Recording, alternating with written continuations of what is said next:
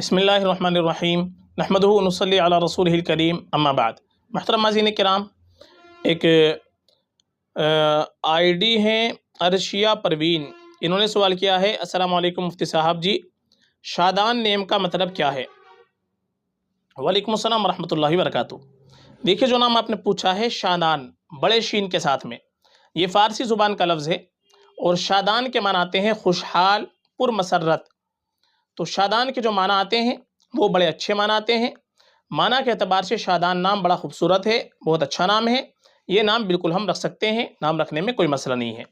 हाँ, ज़्यादा बेहतर हमारे लिए है कि हम अपने बच्चों का नाम रखें तो अंबिया किराम अलैहिमुस्सलातु वस्सलाम के नामों पर, सहाबा रज़ियल्लाहु अन्हुम अजमईन के नामों पर, जो नेक लोग गुजरे हैं उनके नामों पर नाम रखें। ये और बेहतर है, बाइस बरकत होता है।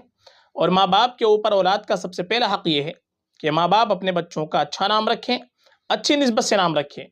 आजकल हम लोग नए नामों की वजह से गलत नामों का इंतखाब कर लेते हैं, बेमाना नाम रख लेते हैं, मुहम्मल नाम रख लेते हैं, तो ये मुनासिब नहीं है। चूँकि क़यामत के दिन हर एक को उनके नामों के साथ पुकारा जाएगा। हदीस में आता है अहसिनु अस्माकुम, कि तुम अपने बच्चों के अच्छे नाम रखो। इसलिए हमेशा हमको अच्छा नाम रखना चाहिए, अच्छे माना वाला नाम रखना चाहिए और उलमा से तहक़ीक़ करने के बाद ही हमको नाम रखना चाहिए। तो ये जो नाम आपने पूछा है शादान, ये माना के एतबार से बड़ा अच्छा नाम है, इसके माना में कोई ख़राबी नहीं है, ये नाम बिल्कुल रखा जा सकता है। फ़क़त वल्लाहु आलम।